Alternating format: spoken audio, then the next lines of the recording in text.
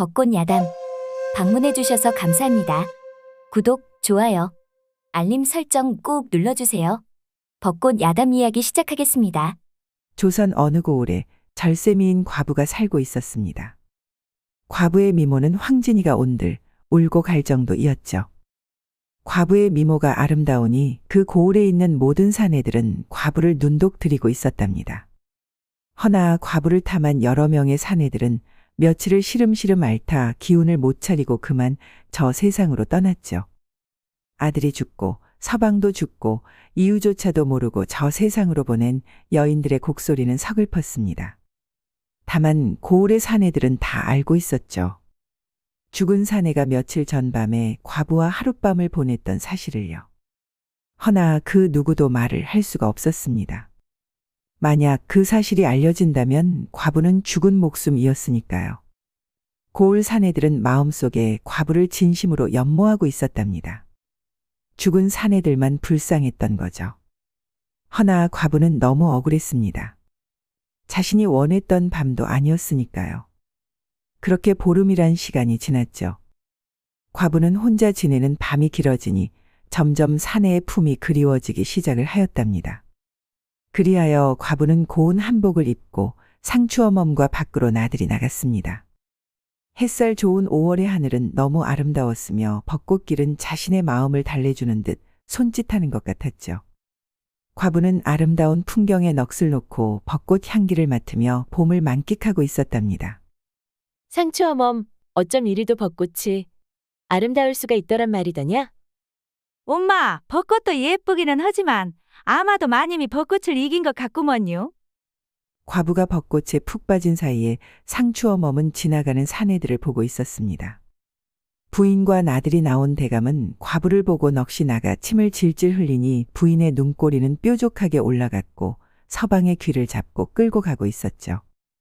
그리고 어떤 총각은 과부를 보고 돌부리에 걸려 넘어져 무릎에 피가 흐르고 있었지만 과부의 미모에 넋이 나간 채 바보가 된 듯 보였답니다.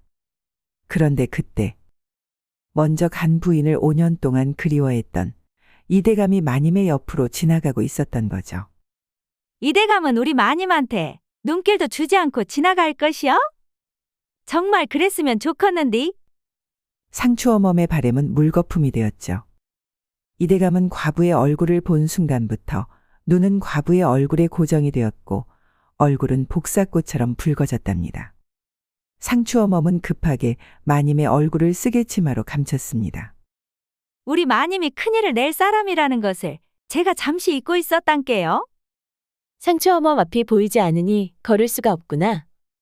지금은 마님의 얼굴이 조금이라도 보이는 것이 더 위험하단께요. 절 의지하여 걸으시소. 상추어멈은 마님의 손을 잡고 급하게 집으로 데리고 갔죠. 상추어멈, 왜 이러는 것이냐? 난 더 꽃 구경을 하고 싶구나. 마님, 꽃구경이 문제가 아니어라. 잘 못하면 고을에서 쫓겨나게 생겼단께요. 무슨 일이 생긴 것이냐? 무슨 일이 생기기 전이라 다행이란께요. 과부는 정신없이 상추어멈을 따라 방으로 들어갔습니다. 상추어멈, 궁금하구나. 어서 얘기를 좀 해다오. 우리 마님이 이렇게 해맑은 것도 문제이고 얼굴이 고운 것도 문제이고 그러고 사내 맘도 모르는 것도 문제이지라. 내가 무슨 짓을 했다는 것이냐? 잠시 나가 있는 동안 아주 큰일을 치고 들어왔지요. 사내의 심장에 아주 큰 불덩어리를 던져놓고 왔단께요. 아이고, 그것도 한 사람이 아니고 여러 사내들한테요. 그것은 내 잘못은 아니지 않느냐? 이라고 세상 물정 모르는 순수한 우리 마님을 지가 어떻게 해야 할지 걱정스럽단께요. 상추어멈은 과부를 어떻게 해야 할지 머리가 아파왔습니다. 어린 나이에 시집을 와서 첫날 밤을 보낸 며칠 후 서방이 죽었으니까요. 시어머니는 귀한 아들을 며느리가 잡아먹었다며 과부를 매일 폭언과 폭행을 동반한 시집살이를 시켰답니다. 시어머니는 한 해를 넘기지 못하고 화병으로 죽고 말았습니다. 과부에게는 감시하는 시어머니도 없다 보니 고을 사내들은 과부를 탐할 기회만 노리고 있었던 거죠. 그 사실도 모르고 있던 과부는 창문을 열고 고요한 밤하늘을 바라보고 있었죠. 그런데 그때 한 사내가 담 너머로 과부를 훔쳐보고 있었습니다. 그 사내는 낮에 벚꽃 나무에서 과부를 넋놓고 보던 이대감이었죠. 내가 죽은 부인을 놔두고 이리하면 아니 되는데 이런 설렘은 처음이구나. 내가 왜 이러는지 모르겠다. 허나 과부를 보지 않고는 잠을 잘 수가 없으니 내가 상사병에 걸린 것인가. 과부가 창문으로 밤하늘을 보는 모습은 마치 선녀와도 같으니 이 마음을 어떻게 감출 수 있겠는가. 이대감은 자신도 모르게 담을 넘어가고 있었습니다. 과부는 담을 넘는 사내를 보고 깜짝 놀랐답니다. 부인 놀라지 마시오. 전 이대감입니다. 낮에 부인이 꽃 구경하는 모습에 취해 이 밤 부인을 보지 않고서는 견딜 수가 없어 왔소이다. 너무 늦은 밤입니다. 돌아가시지요. 잠시만 얼굴만 보고 가겠소. 정말이요. 과부는 이대감의 목소리에 진심이 느껴졌습니다. 이대감님, 소문을 듣고 아시겠지만 저를 좋아하시면 아니 됩니다. 저로 인해 죽은 사내들이 많다는 것도 아시잖아요.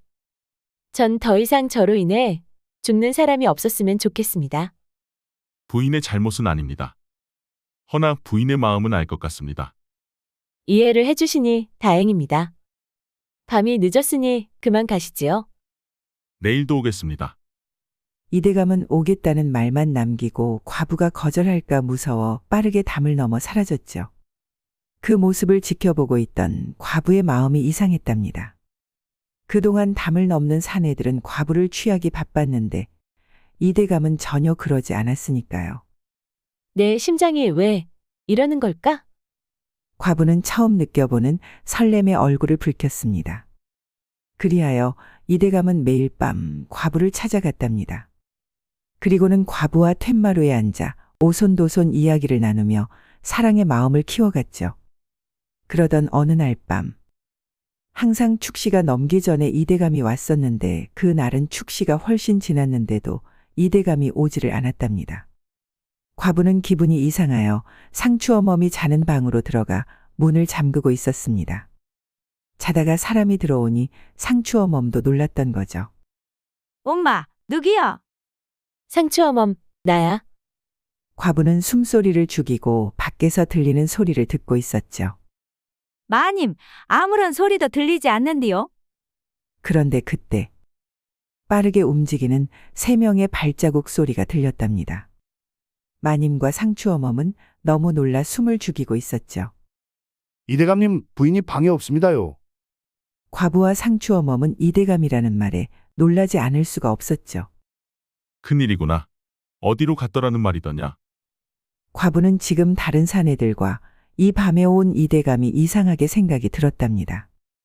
잠시 후 이대감과 다른 사내들은 돌아갔죠.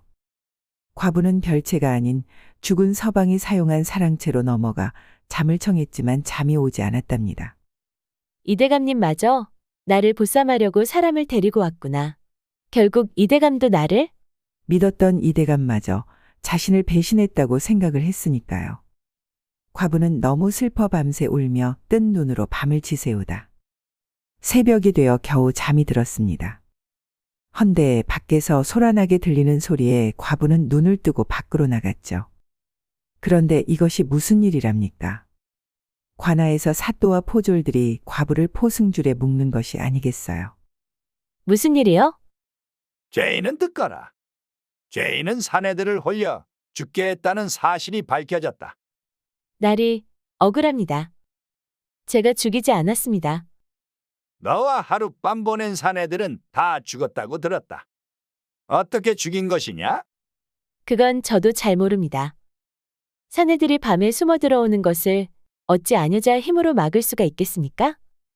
말이 많구나. 관아에 가서 조사하면 다 나오니 관아로 가자. 그리하여 마님은 포승줄에 묶여 감옥에 들어갔답니다. 상추어멈은 이대감 댁으로 급하게 달려갔습니다. 대감 마님, 우리 마님이 관아로 끌려갔단께요. 어여, 우리 마님을 구해주셔요. 상추어멈은 울며 이대감한테 말을 하였습니다. 어제 내가 그 사실을 알려주려고 갔는데 부인은 어디에 있었던 것이냐. 이대감은 어젯밤 술자리에서 사또가 과부의 미모에 반하여 과부를 탐을 내고 있다는 사실을 알게 되었던 거죠. 그 사또는 성격이 포악하여 원하는 여인이라면 방법 가리지 않고 손에 넣어야 직성이 풀리는 사또였습니다. 그리하여 정신없이 가마꾼하고 같이 과부한테 갔는데 아무리 찾아도 과부가 보이지 않아 그 고을을 동이 틀 때까지 찾아다녔답니다. 상추어멈은 이대감이 마님한테 진정한 사내였다는 것을 알게 되었죠. 허나 과부가 관하로 끌려간 지금 이대감이 과부한테 진정한 사내라고 알게 되었지만 아무 소용이 없었습니다. 다음 날 아침 사또는 과부를 고신하기 시작을 하였답니다. 더 이상 내가 이 고을에 있다가는 이 고을의 씨를 말릴 것 같구나. 내년으로 인해 죽은 사내가 몇 명이라는 말이더냐? 억울하옵니다. 제가 원한 것이 아니었습니다. 모두 사내들이 원해서 그리 되었지요. 시끄럽다. 내년이 꼬리를 쳐서 그런 것이 아니더냐? 과부는 더 얘기한들 소용이 없을 거라 생각이 들었답니다. 그래, 말을 못하는 것을 보니 내년에 잘못을 인정하는 듯하구나. 지금부터 내년에게 제안을 하나 할 것이다. 그 제안을 받아준다면 내년의 목숨은 내가 구해줄 것이다. 과부는 살 길이 있다고 하니 사또가 말하는 제안이 궁금하였습니다. 그래, 많이 궁금한가 보구나. 사또는 의자에서 내려와 서서히 과부한테 갔답니다. 그리고는 과부의 귀에 속삭였죠. 내년이 잘하는 것을 내게도 해주면 되는 것이다. 과부의 온몸에는 소름이 가득 끼쳤습니다. 놀란 과부는 입술을 악물고 부들부들 떨면서 말을 하였답니다. 내가 죽는 한이 있어도 사또의 청은 들어줄 수 없소이다. 세상이 무섭지도 않소이까? 내년이 정신을 못 차렸구나. 여봐라, 전년에 주리를 틀어라. 과부는 너무 아파 소리를 쳤습니다. 과부의 고통스러운 소리는 관아의 담을 넘어 이대감 귀에 들렸던 거죠. 이대감은 심장이 쪼그라들어 숨을 제대로 쉴 수가 없었답니다. 이대감은 가슴을 치며 눈물을 흘렸죠. 내가 이리도 무능하구나. 연모하는 여인 하나 구하지도 못하고 못났구나. 못났어. 이대감은 지인한테 도움을 청했지만 다들 똑같은 말을 했습니다. 자네, 사또의 별명이 뭔 줄 아는가? 미친 개라네. 미친 개한테 물리면 약도 없다네. 그리하여 모두 도와줄 수 없다며 외면하였답니다. 이대감은 더 이상 인간의 힘으로 방법이 없다면 신의 도움이라도 받아야겠다고 생각을 하였죠. 그리하여 상추어멈과 함께 고을에서 족집게로 유명한 무당을 찾아갔습니다. 일이 커지고 나서 저를 찾으신 겁니까? 아니 이보시게 무슨 말을 그렇게 하시는 건가?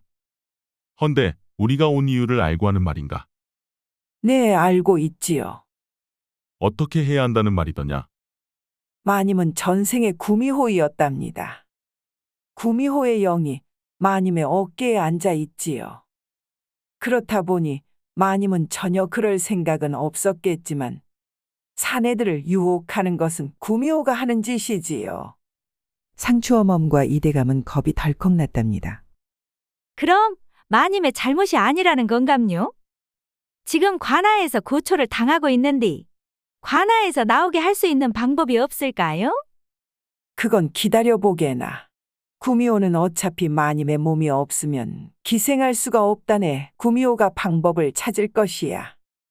그럼 구미호가 알아서 꺼내준다는 말이더냐? 그렇지요. 허나 그 다음이 중요합니다요. 구미호의 영을 마님의 몸에서 사라지게 해야 하지 않겠습니까? 그라지요. 내일이면 마님이 관아에서 죽어 동구 밖으로 버려질 것입니다. 왜매? 그것이 무슨 소리다요? 우리 마님이 죽는다고요? 상추어멈은 엉엉 울었습니다.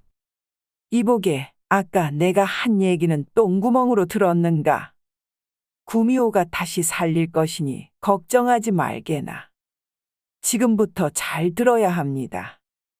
구미호는 마님의 숨이 돌아오기 전까지는 마님의 몸에 기생할 수가 없지요. 그때가 기회입니다. 마님을 안고 가까운 호봉산 동굴로 빨리 가세요. 그리고 마님을 동굴에 눕히고 이 볏짚 인형에 마님의 저고리를 벗겨 입히고 이대감님의 몸으로 마님을 숨기세요.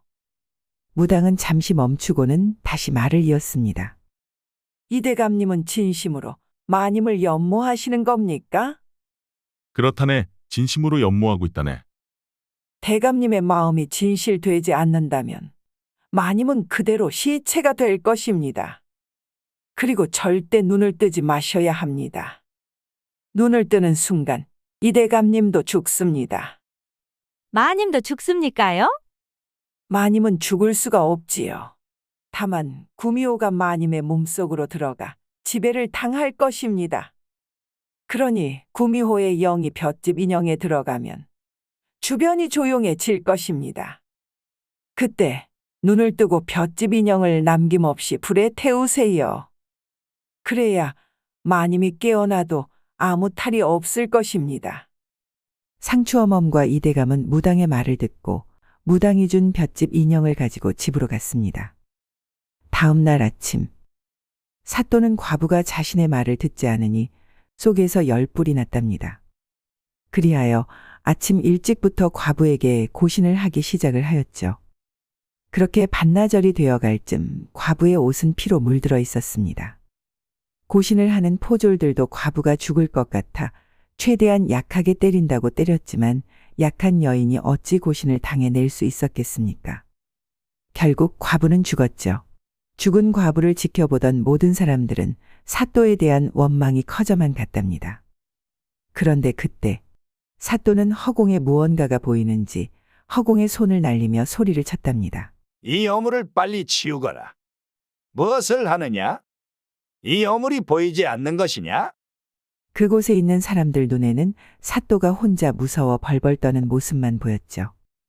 구미호는 자신이 기생하는 과부를 죽였기에 사또를 가만히 둘 생각이 없었던 거죠. 한편 이대감과 상추어멈은 동구 밖에 버려진 마님을 들쳐업고 호불산 동굴로 급하게 갔습니다. 동굴로 들어가 무당이 알려준 것을 행했답니다. 대감님, 우리 마님 잘 부탁드립니다요. 상추어멈은 마님과 이대감을 걱정하며 산을 내려갔습니다. 이대감은 과부를 소중하게 품에 안고는 도포자락으로 과부를 숨겼던 거죠. 그리고 눈을 감았습니다. 그런데 그때 바람이 불고 사방에서 여인이 웃는 소리가 들려왔답니다. 내 몸이 여기에 있는 것이냐? 내가 100년을 기다린 보람이 있구나. 이제 내가 사람으로 살 수 있게 되어 참으로 좋구나. 여기에 있구나. 어서 내 몸을 나한테 주거라. 잠시 후 처음보다도 더 강한 바람이 일렁이고 볏짚 인형은 살아있는 것처럼 벌떡 일어나 섰습니다. 이대감은 자신의 몸이 이상했답니다. 이 상황이 전혀 궁금하지도 않고 무서워 볼 용기도 없는데 자신의 의지와 상관없이 눈을 뜨려고 하는 것이 아니겠어요. 이대감은 이대로 있다가는 눈을 뜰 것 같았죠. 그리하여 유혹에 넘어가지 않으려고 과부의 입술에 입맞춤하고 생각을 하였습니다. 부인, 제발 이 상황을 이겨낼 수 있는 힘을 주시오. 우리가 여기에서 살아남는다면 난 당신한테 청혼을 할 것입니다. 제가 당신과 함께 할 수 있게 도와주시오. 이대감의 진실된 마음의 소리를 과부가 들렸을까요? 주변이 한순간 조용해졌답니다. 이대감은 눈을 뜨고 볏짚 인형을 불에 태웠죠. 볏짚 인형은 살아있는 사람처럼 몸부림을 쳤습니다. 그렇게 볏짚이 다 태워질 쯤 과부가 콜록거리며 신음소리를 냈습니다. 이대감은 살아난 과부를 품 안에 안고 엉엉 울었답니다. 대감님, 그리 슬프십니까?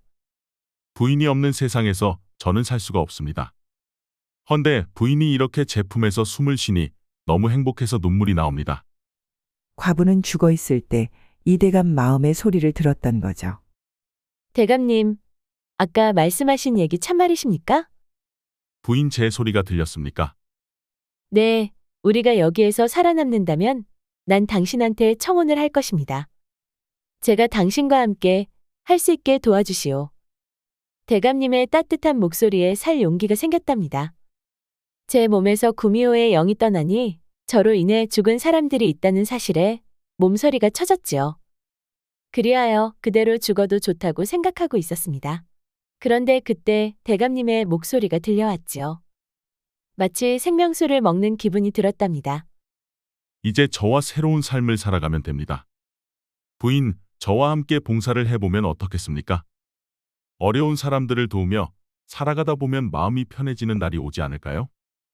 대감님과 함께라면 전 무엇이든 할 수 있습니다. 그리하여 이대감은 아픈 과부를 업고 이대감의 별조로 갔습니다. 상추어멈은 과부를 보는 순간 통곡을 하며 울었답니다. 곱디고 온 우리 마님 얼마나 아팠을까나. 그놈의 사또만 생각하면 억장이 무너진단께요. 우리 마님을 이렇게 아프게 해놓고 꼴 좋게 죄받았단께요. 사또가 어찌 되었는데 미치광이가 되었어라. 죄 짓고는 못 살지요. 마님 그만 말씀하시고 어여 누워 계셔요. 그리하여 이대감은 과부의 집에 상주를 하며 과부 옆에서 간호를 하였답니다. 상추어멈은 마님한테 좋다는 것은 다 구해서 먹이고 상처가 남지 않게 좋은 약도 구하여 상처에 발라주었습니다. 그렇게 2달이 지나가니 과부의 몸은 회복이 되었으며 얼굴도 좋아졌죠. 과부는 집안에만 있다 보니 답답하여 이대감과 산보를 했답니다. 과부는 혹시 몰라 쓰개치마를 깊게 쓰고 나갔죠. 헌데 이대감이 쓰개치마를 다시 벗기는 것이 아니겠어요. 부인, 이제는 괜찮습니다. 제가 또 옆에 이렇게 나란히 있으니 다시는 부인을 넘보는 사내도 없습니다. 넘보는 사내가 한 사람 있다면 그 사내는 저입니다. 그러니 안심하시오. 과부는 이대감의 말에 쓰개치마를 쓰지 않고 대문을 나섰죠. 사내들은 과부를 보아도 전처럼 넋을 놓는 사람이 없었답니다. 과부는 서서히 몸이 자유로워지는 것 같았죠. 그리하여 옆에 있는 이대감만 바라보며 길을 걸으니 세상이 더 아름답게 보였습니다. 이대감은 자신만 바라봐주는 과부가 무척 어여뻐 보였던 거죠. 이대감은 참을 수가 없었답니다. 그리하여 부인의 손목을 잡고 급하게 집으로 갔죠. 그리고는 정신없이 부인을 사랑해 주었습니다. 그렇게 과부와 이대감은 혼인을 하여 새로운 고을의 터를 잡고 행복하게 살았다는 벚꽃 야담 이야기였습니다. 끝까지 시청해 주셔서 감사합니다. 구독, 좋아요, 따뜻한 댓글은 여러분의 사랑입니다. 이 영상을 보시는 모든 분들이 벚꽃 야담과 좋은 인연을 맺어 항상 행복이 가득하셨으면 좋겠습니다. 오늘도 행복한 하루 보내세요.